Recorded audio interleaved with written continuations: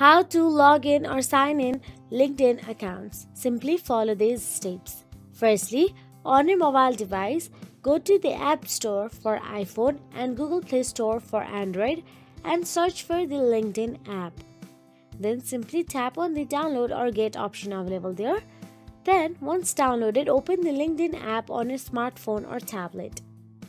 There on the home screen, tap on the sign in button, or you can also tap on the any social media you want to continue your LinkedIn account with. Or else you can simply tap on the sign in and enter the email address or phone number you use to register your LinkedIn account and enter your LinkedIn password.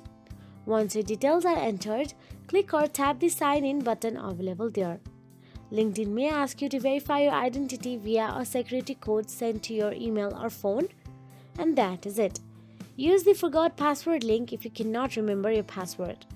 So that is it. If you found this video helpful, please like, share and subscribe, and thank you so much for watching.